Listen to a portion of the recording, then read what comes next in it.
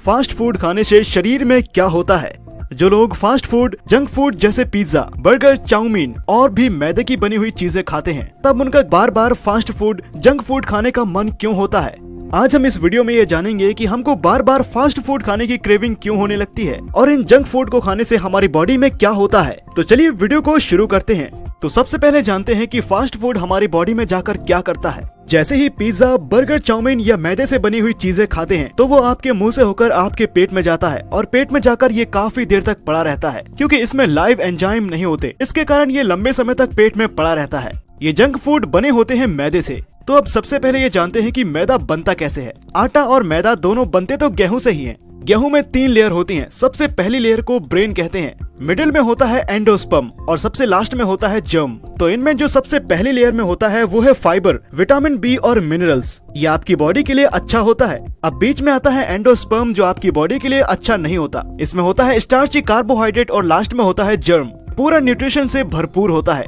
इसमें vitamin B, vitamin E, phytochemicals और healthy fats होते हैं जो बॉडी के लिए चाहिए होते हैं। मैदा एंडोस्पर्म से बना होता है जो बॉडी के लिए अच्छा नहीं है। ये स्टार्च होने के कारण चिपकता है। अब जैसे ही आप फास्ट फूड खाते हैं तो पेट में जाकर वो लंबे टाइम तक पड़ा रहता है, क्योंकि वो है डेड फूड। इसमें कोई लाइव एंजाइम नहीं है। अब लंबे टाइम तक पेट में पड़े रहने से पेट में HCl यानी कि हाइड्रोक्लोरिक एसिड रिलीज होता है। इससे पेट में एसिडिटी बढ़ती है। जब ये हमारे पेट में हमारी छोटी आंत में जाता है तो इसमें फाइबर न होने के कारण ये हमारी आंतों में चिपकने लगता है और लंबे टाइम तक आंतों में वहीं चिपका रहता है, जिसके कारण वहाँ सड़न होने लगती है। अब जहाँ सड़न होगी वहाँ वायरस और बैक्टीरिया पनपने लगेंगे और सड़न के कारण पेट में गैस भी बनेगी और वायरस, बैक्टीरिया पनपने के कारण वहाँ घाव भी होता है, जिसे हम इन्फेक्शन के नाम से जानते हैं। और इन्फेक्शन होते ही आपको पेट में तेज दर्द होगा। फिर आप डॉक्टर के पास जाते हैं और डॉक्टर एंटीबायोटिक थमा देते हैं।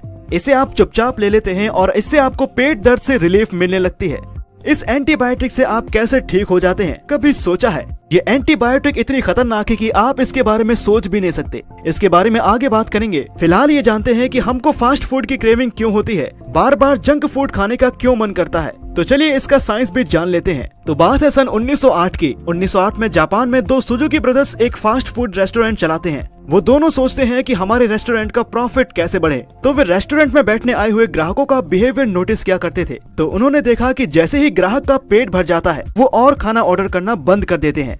तब उनके दिमाग में एक बात आई कि रेस्टोरेंट में आए ग्राहक का कभी पेट ही न भरे तो ग्राहक ज्यादा खाना ऑर्डर करेंगे, इससे उनका प्रॉफिट बढ़ने लगेगा। तो आप पहले ये समझिए कि जब हमें भूख लगती है तो ब्रेन का सिग्नल पेट तक पहुंचता है और हमें भूख का एहसास होने लगता है।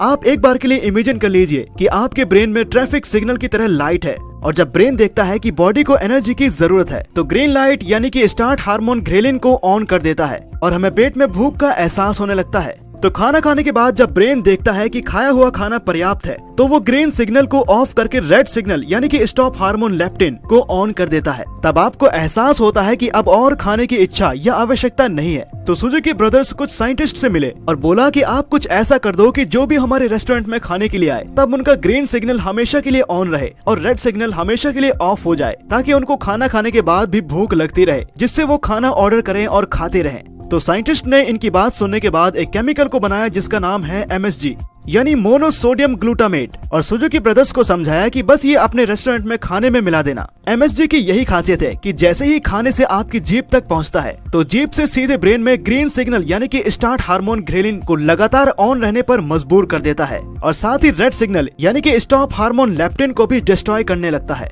इसका मतलब है कि आप जितना MSG वाला खाना खाएंगे उतना ही आपको ग्रीन सिग्नल ऑन रहेगा और रेड सिग्नल ऑफ, यानी कि खाना खाने के बाद भी भूख लगती रहेगी।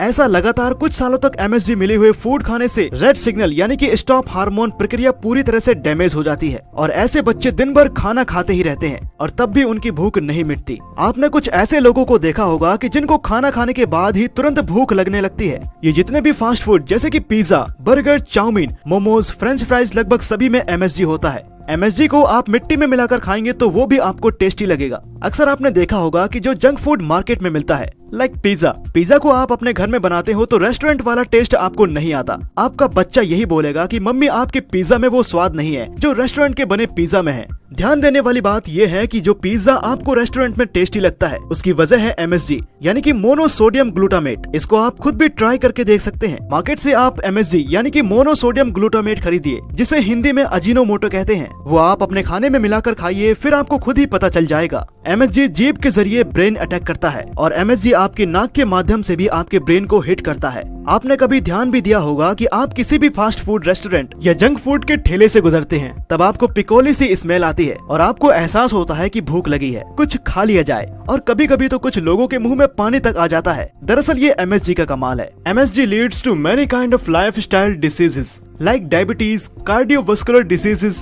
मेंटल डिसऑर्डर, ओबेसिटी आदि। जो आप लगातार 2 से 4 साल तक फास्ट फूड का सेवन करते हैं, तब बॉडी में कई प्रकार के मिनरल्स और विटामिन की डिफिशियंसी हो जाती है। इससे कई सारे सिम्टम्स आने लगते हैं, जैसे बार बार बीमार पड़ना, हमेशा थका सा रहना, ओवरवेट होना, नींद का न आना या फिर बहुत नींद का आना, पढ़ाई में मन ना लगना आदि। तब ऐसे में अगर आप डॉक्टर के पास जाते हैं तो डायग्नोस से पता चलता है कि कई सारे मिनरल्स और विटामिन्स की डिफिशियंसी है, और फिर आपको विटामिन्स और मिनरल्स की गोली के साथ कई सारे हेल्थ के सप्लीमेंट लेने की सलाह दी जाती है। विटामिन्स और मिनरल्स को समझने के लिए प्रैक्टिकल एग्जांपल लेते हैं। मान लीजिए एक पेशेंट में विटामिन सी की कमी है और डॉक्टर उसको विटामिन सी की गोलियां देता है। विटामिन सी के हाई इंटेक से कॉपर के एब्जॉर्प्शन पर सीधा प्रभाव पड़ता है, जिससे कॉपर डिफिशियंसी हो सकती है, जबकि कॉपर की क्वांटिटी का सीधा कनेक्शन आयरन के मेटाबॉलिक यूटिलाइजेशन से है। कॉपर की डिफिशियंसी से आयरन टॉक्सिसिटी बढ़ेगी और इसका इफेक्ट विटामिन B1, B2 और विटामिन B6 और विटामिन ई के साथ कई सारे मिनरल्स के एब्जॉर्प्शन और यूटिलाइजेशन पर पड़ेगा। यानी कि एक ऐसा चेंज रिएक्शन जिससे बॉडी की बनाई केमिस्ट्री का बैलेंस पूरी तरह से बिगड़ जाएगा। इसलिए नेचर के फलों और सब्जियों में एक ही तरह के विटामिन और मिनरल्स ना डालकर कई सारे विटामिन और मिनरल्स का एक ऐसा अनोखा बैलेंस बनाया है जो हमारी बॉडी के लिए परफेक्ट है।